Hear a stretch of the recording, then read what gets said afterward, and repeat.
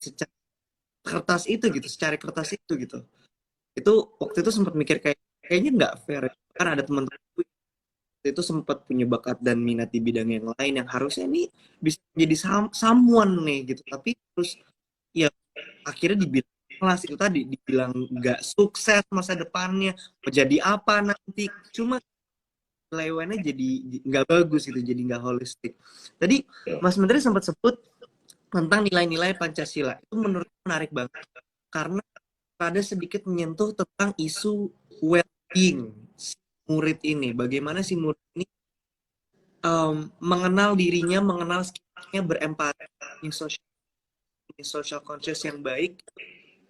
Dan menurutku itu juga tadinya satu hal yang aku nggak dapetin setidaknya waktu zaman aku sekolah di Indonesia. Dan tadi sempat nyebutin apakah anak itu dibully. Menurutku bullying adalah salah satu isu yang masih yang sangat sering terjadi di sekolah. Ini isu yang mungkin nggak semua orang merasakan, tapi pasti ada di sekolah gitu. Kalau ditanya, aku juga pernah merasakan gitu.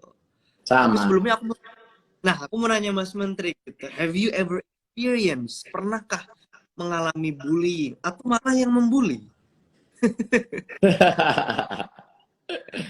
Saya pernah, uh, jelas saya punya pengalaman dibully, dan karena pengalaman dibully itu saya mulai menyadari dalam diri saya juga ada inklinasi untuk mau balas dendam gitu. Iya. Waktu saya masih umur baru awal-awal remaja gitu.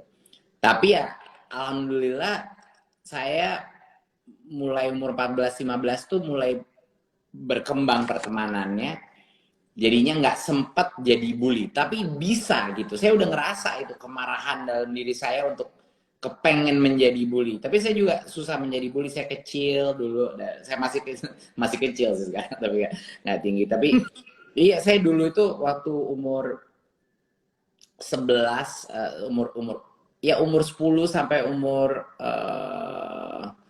berapa ya, sampai umur 13 itu saya lumayan gemuk, dan saya selalu orang yang kelihatannya beda dari teman-teman saya. Baik di Indonesia saya mukanya beda, waktu saya ke New York ke middle school saya juga beda, dan saya lumayan gemuk, jadinya saya dapat lumayan intensif sih beberapa bullying. Bukan bullying yang fisik, tapi lebih bullying yang verbal. Ya. Itu yang saya dapat gitu. Tapi waktu saya masuk ke asrama, saya juga mengalami beberapa bullying fisik gitu. Dan terus terang saya nggak tahu, semua teman saya nggak tahu satupun yang nggak mengalami satu atau dua jenis bullying sih. Ini benar-benar saya hampir, beberapa dari teman saya mungkin bilang iya saya nggak pernah dibully, oke, tapi menurut saya mayoritas dari teman-teman saya yang cerita mereka tuh pernah mengalami, dan traumanya tuh nggak pernah hilang, nggak Iya, pernah hilang setuju. sampai hari ini nih. Saya masih merasa trauma itu dan mungkin ingin membuktikan orang-orang yang ngebully saya itu mereka salah gitu loh. Dan itu menjadi motivasi banyak orang juga untuk ya berkarya dan sukses dan lain-lain. Tapi itu nggak healthy gitu loh. Ini bullying, ini isu yang luar biasa. Dan to be honest, kalau Iqbal gimana? Dulu aku sempet dibully banget pas SD, Mas. Pas SD sama Hmm. kasusnya karena aku di antara teman-teman sekolah tuh kecil banget, paling kecil gitu. Hmm. Dan di SD tuh aku salah satu anak yang mungkin paling ekspresif, kayak maju ke depan dan lain-lain gitu, menyampaikan pendapat. Jadi sedikit apa namanya, kayak cari muka sama guru gitu. Suka dikira Hmm. kayak gitu. Dia berusaha untuk dekat sama guru, akhirnya dibully sama teman sekelas, sama kakak kelas. Bahkan dulu sempet dibully banget sama cewek-cewek. Jadi cewek-cewek dari SD udah ngegeng gitu ya, kayak can't fit with us type of thing gitu loh. Terus ada Wow. kayak ada aku yang kayak kecil gitu, terus kurus banget gitu. terus akhirnya jadi kayak suka dimintain duit dan lain-lain, diminta Dipalak. jajan, dipalak, iya kayak gitu. Itu Wow. sebenarnya ya, dan itu tadi menarik banget begitu Mas bilang ada inclinasi untuk menjadi bully balik gitu, untuk bully gitu. Karena aku juga sebenarnya ngerasa kayak gitu. Itu akhirnya membuat aku mikir, apakah itu sebenarnya vicious cycle ya? Jadi si bully ini tuh sebenarnya adalah orang-orang yang dulu juga sebenarnya pernah tertindas gitu. Sebenarnya jadi apa gitu yang buat akhirnya menjadi seorang bully gitu sih Mas? Iya, menurut risetnya, dan kita ada tim khusus di Kemendikbud yang benar-benar fokus kepada ini, dan kita bermitra dengan berbagai macam badan kayak UNICEF dan lain-lain untuk melakukan research ini. Dan benar, mayoritas daripada bully itu menerima bullying atau kekerasan di dalam rumah tangganya, atau punya isu dia di somehow di apa ya, trauma atau abuse sendiri gitu.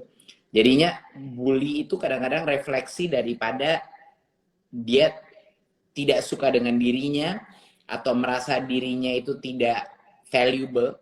Jadi dia harus mengeluarkan dominasinya dia untuk merasa dia punya power gitu loh. Jadi banyak bullying itu terjadi karena itu. Dan anak-anak kecil itu secara gimana ya, anak-anak kecil itu tuh lumayan tribal gitu loh.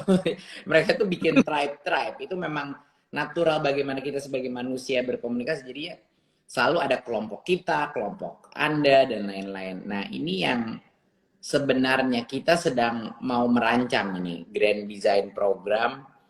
Jadi kita ini ada ini nama internal kita ya. Cuman kita bicara ini di dalam tim Kemendikbud itu kita panggilnya 3 dosa. Ada 3 dosa yang tidak ada toleransi, yang harus kita eradikasi di dalam sistem pendidikan kita. Yang pertama adalah perundungan, bullying. Kedua adalah kekerasan seksual. Dan yang ketiga adalah intoleransi. Nice. Intoleransi, ya. Jadinya ini yang kita sebut 3 dosa ini harus ada systematic approach. Gimana di dalam kampus-kampus, di dalam sekolah-sekolah, dan ini nggak mudah. Ini nggak akan, ini bisa 1 generasi untuk melakukan perubahan ini. Tapi kuncinya Iqbal adalah murid-murid. Jadinya dari semua riset yang kita lakukan, satu-satunya cara untuk bisa mengurangi insiden bullying adalah untuk merubah budaya di dalam social circle-nya anak-anak itu. Okay. Jadi kita harus bikin gerakan, Iqbal.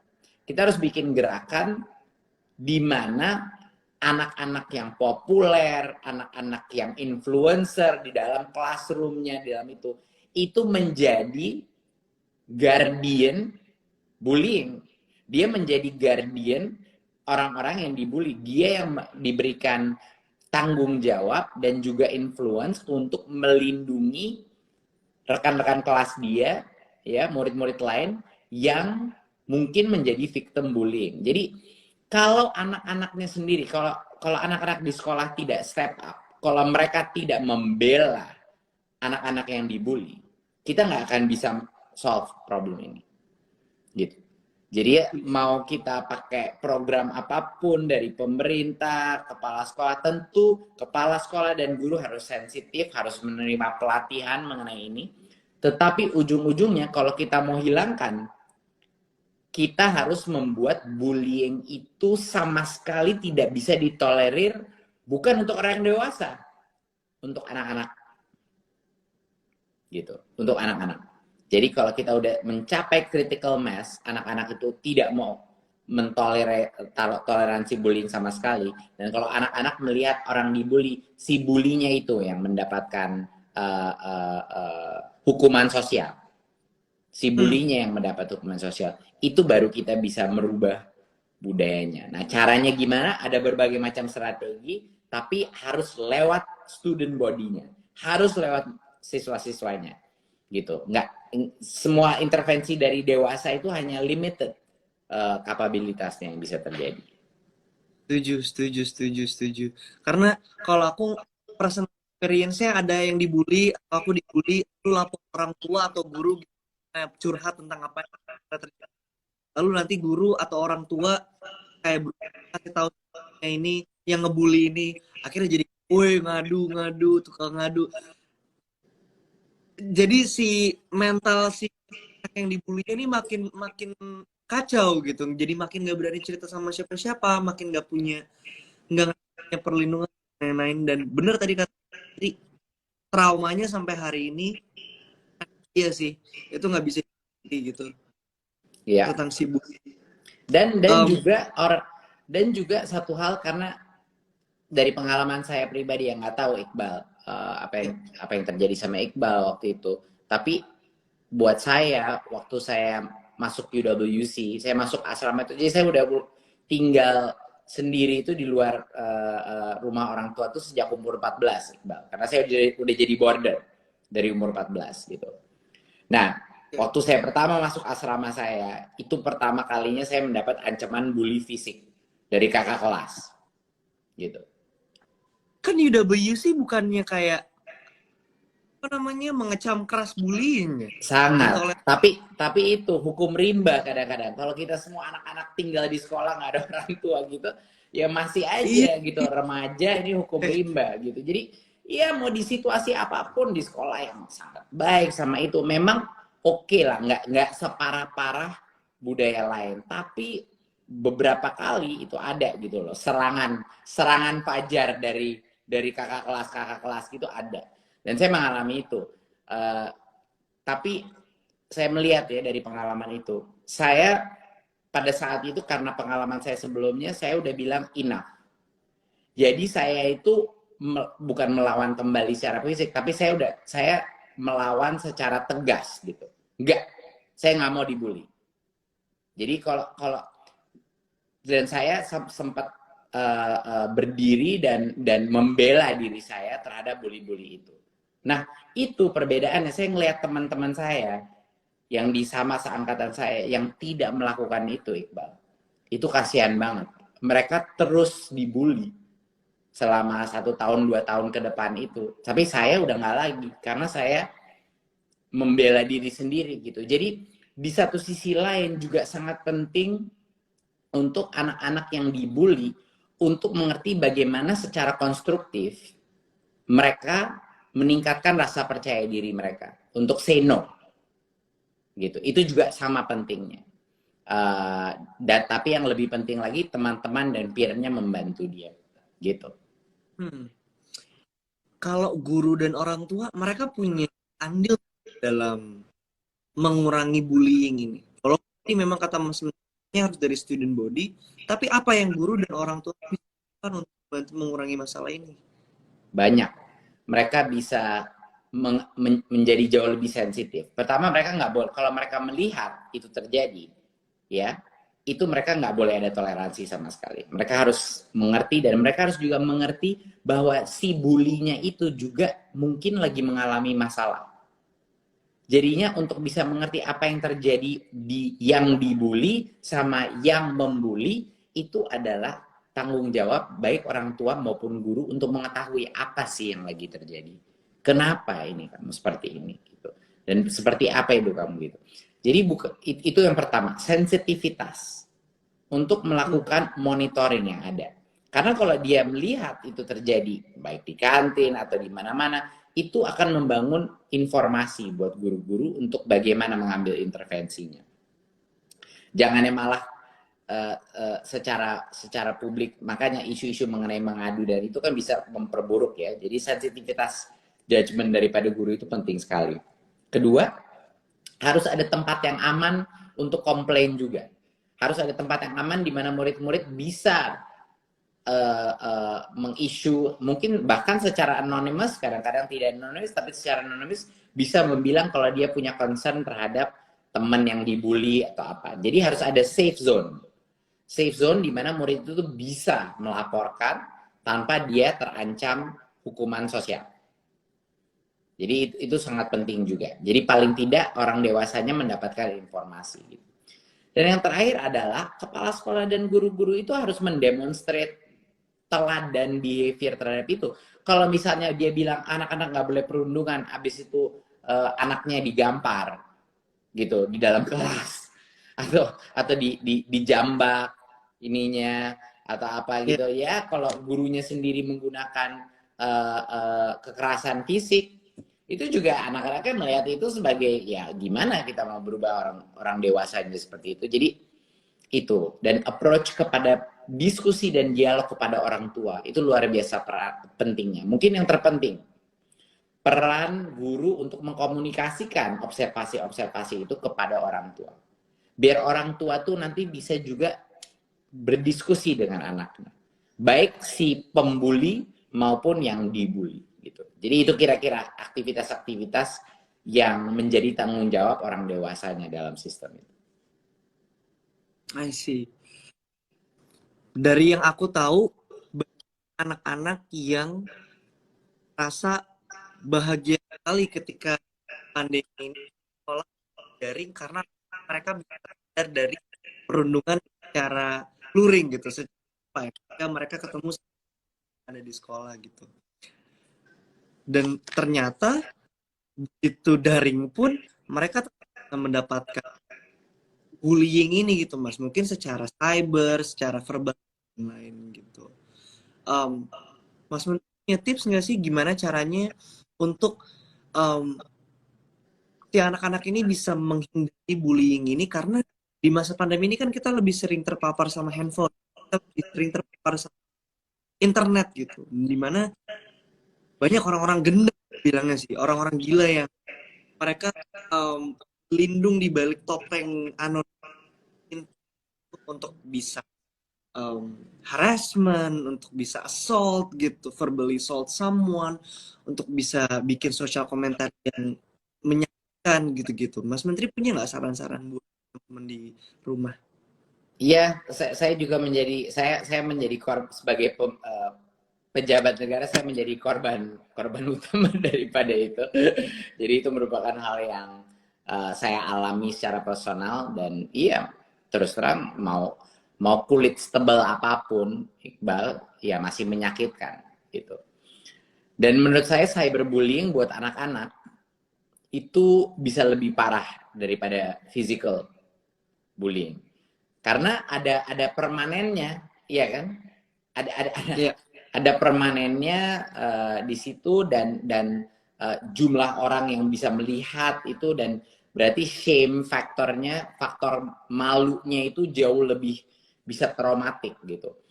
Tapi bedanya adalah kalau online cyberbullying juga monitoring dan peran orang dewasa di sekitar dan peran siswa untuk monitoring itu juga bisa lebih tinggi. Jadinya hmm, kalau sesuatu itu ada buktinya seperti itu berarti bukti bullying gitu kan. iya, Dan karena itu anak itu nggak harus seolah-olah ngadu.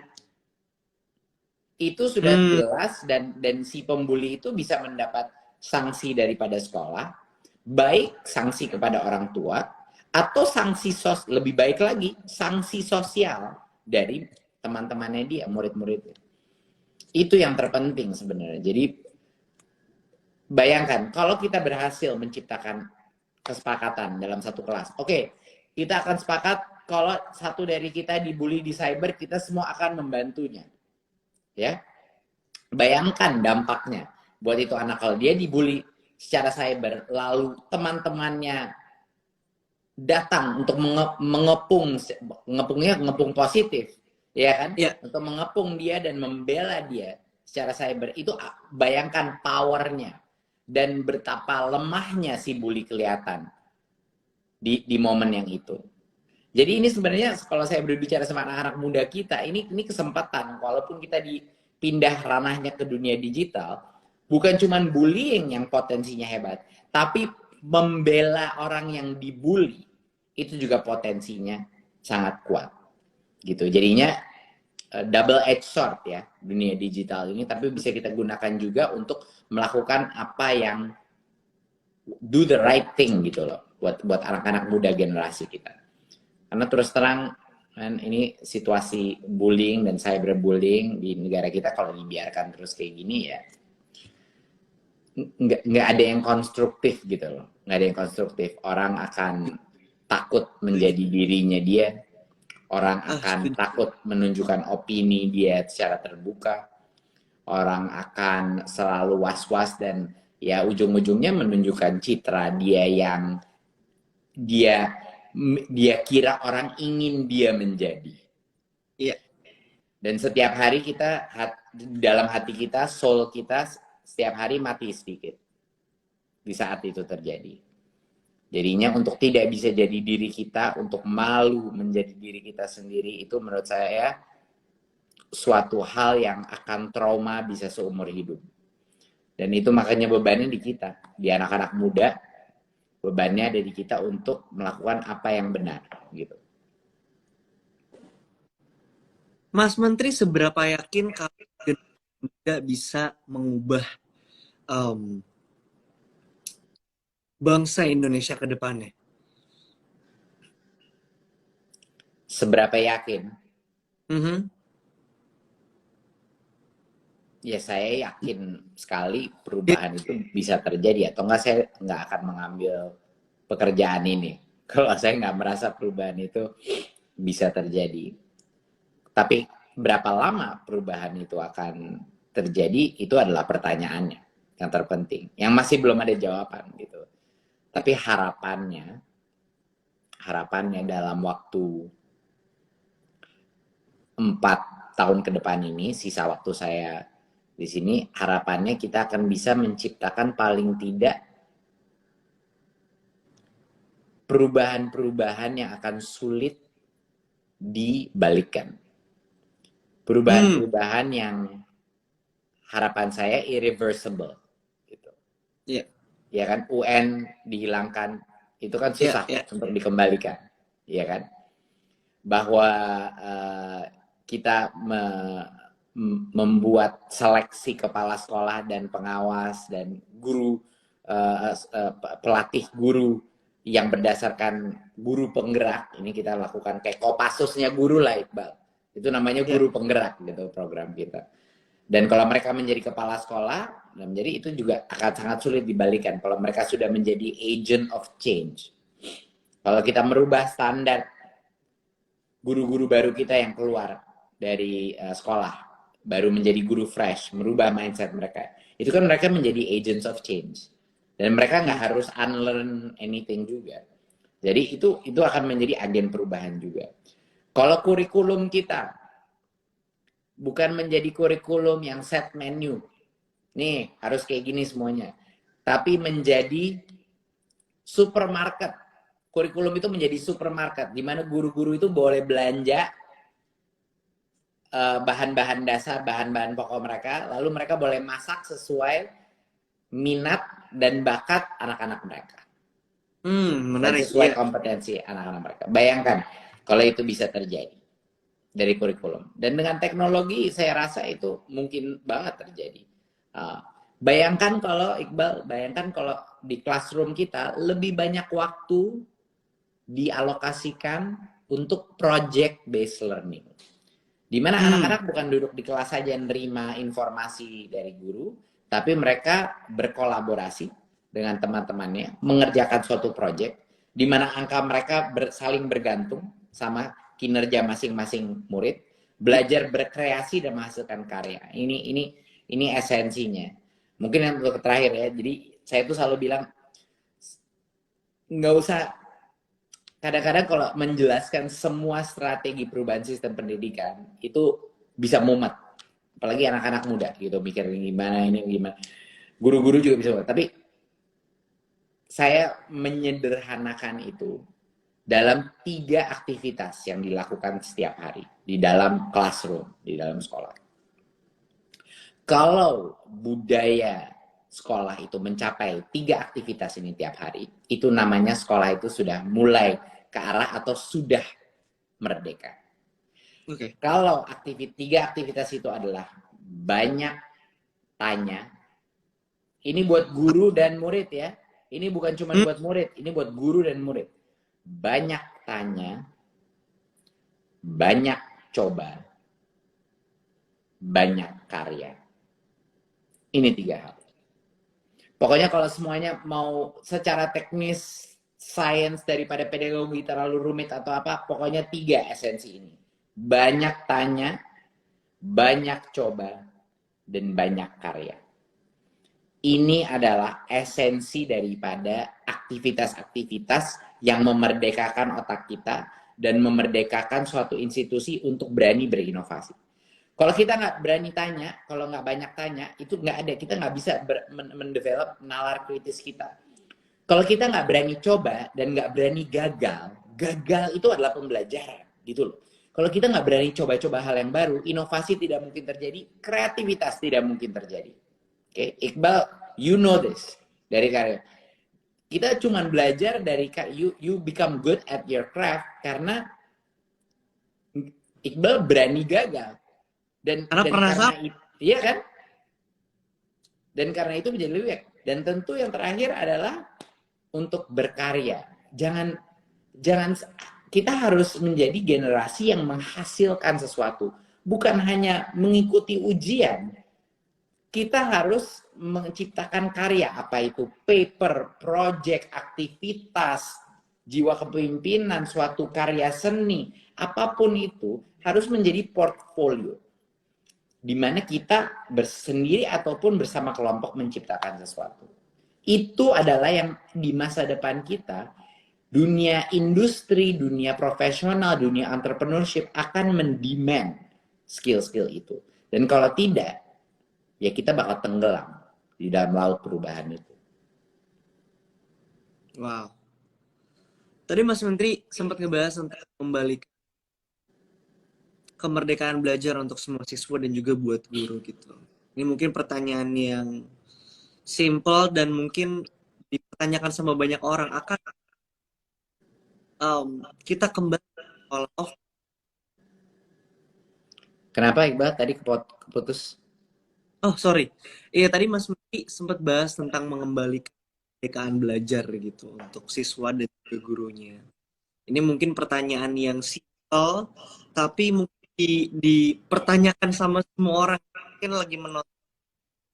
Akankah kita kembali ke sekolah lu sekolah offline? Sekolah tatap muka. Iya, tatap muka. Iya, seperti jadi kemarin kan kita baru saja mengeluarkan keputusan SKB 4 Menteri yang terakhir.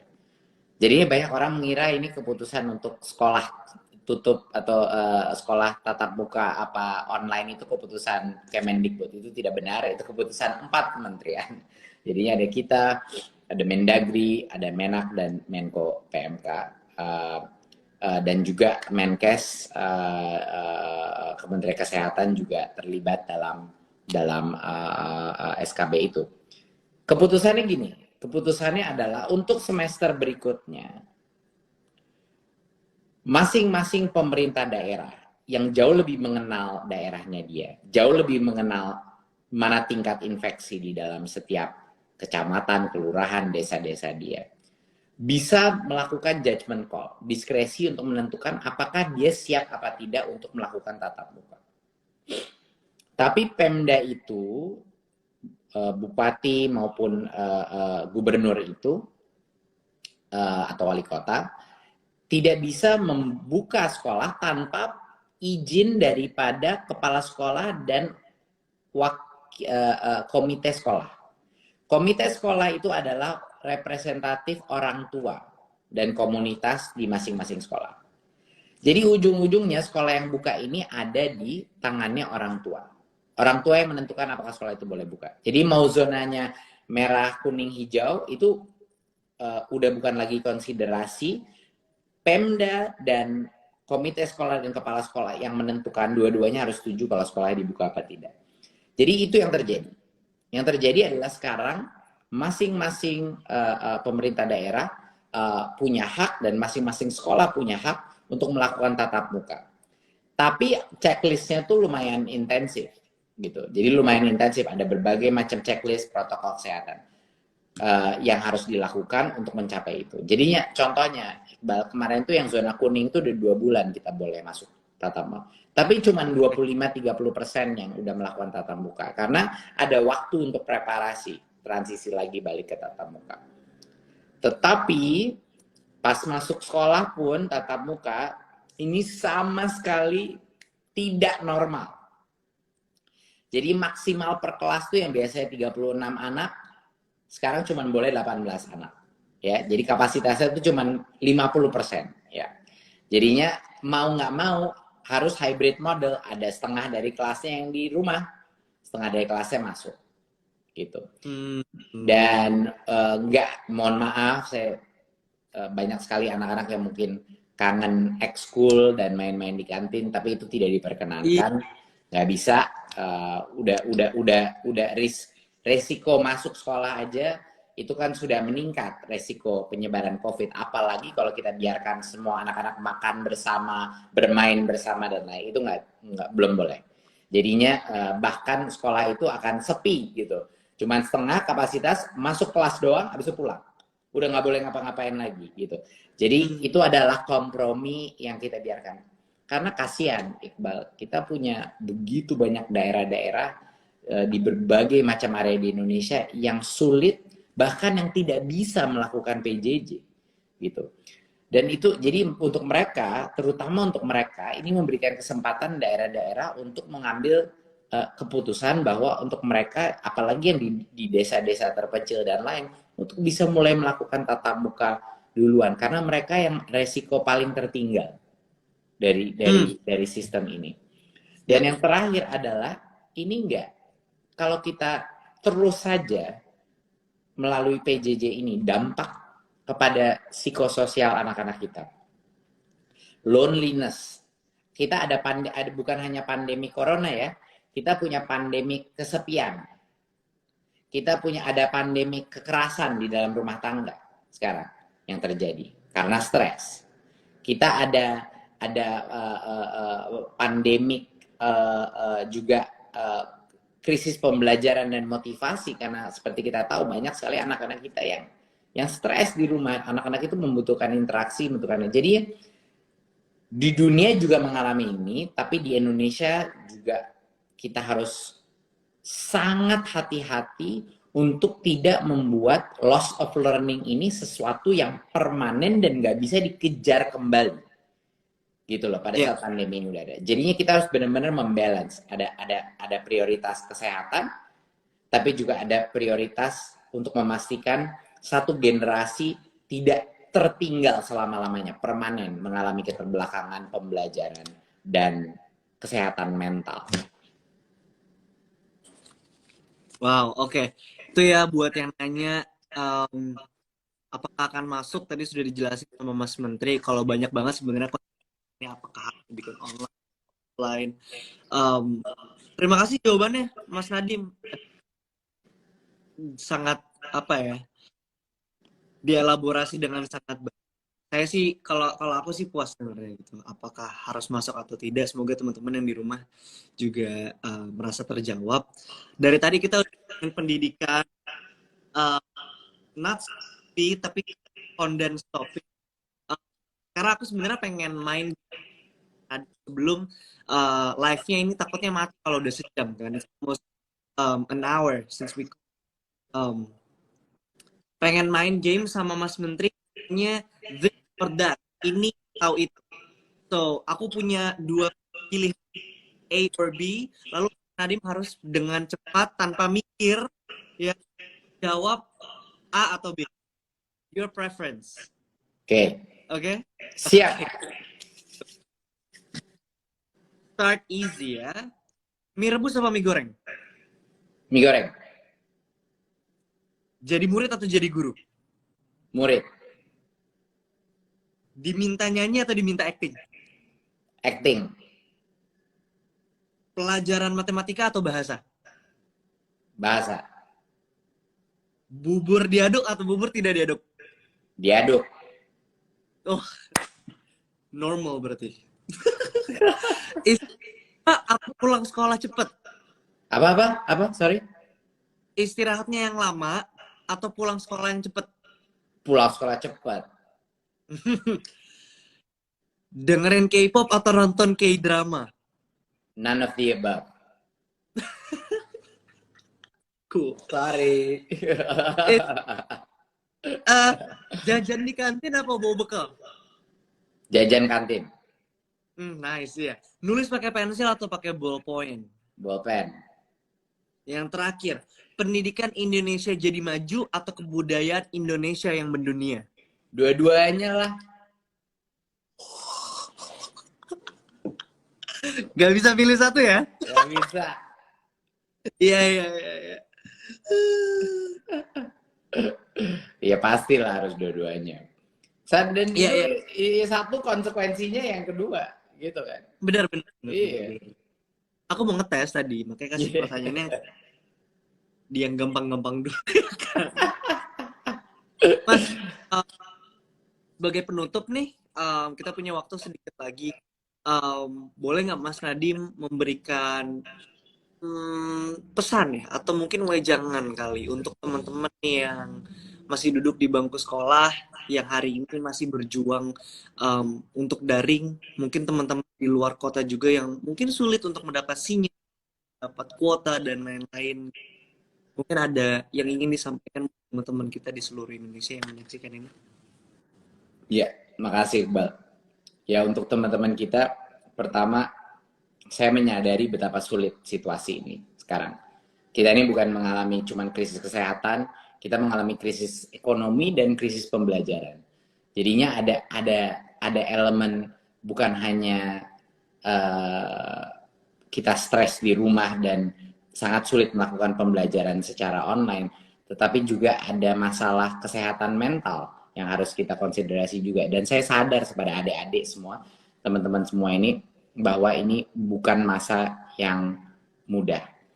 Tapi harapannya dengan berbagai macam hal yang udah kita lakukan, menyederhanakan kurikulum, memberikan kuota belajar,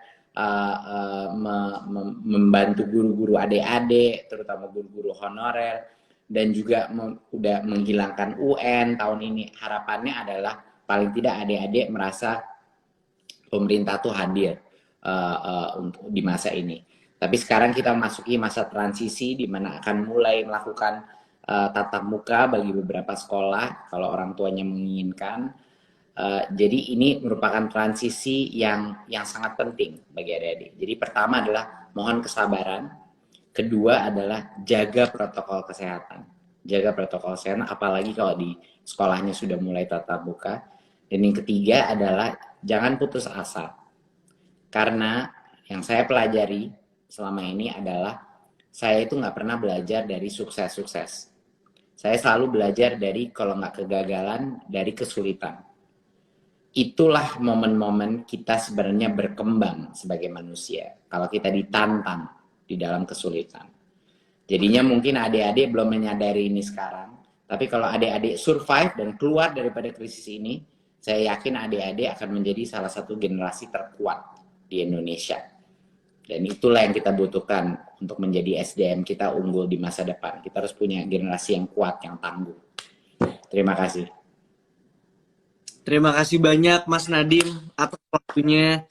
Terima kasih buat live session ini. Ini seru banget. Semoga kita bisa ketemu secara dan berkenalan secara langsung ya suatu hari Bener ya? ini. Sip. Ya, Yuk. dan ngobrol. Sukses terus buat Mas Nadim. Semoga sehat terus. Makasih Iqbal. Makasih ya udah IG live sama Iqbal. Terima kasih Keren banget. banyak. Keren banget. Buat teman-teman terima kasih juga sudah menyaksikan ini, dan jangan lupa untuk tetap jaga kesehatan, cuci tangan, tetap di rumah aja kalau nggak perlu keluar. Sukses dan sehat terus buat kita dan bertemu di live berikutnya. Thank you Nadim. Thank you Iqbal.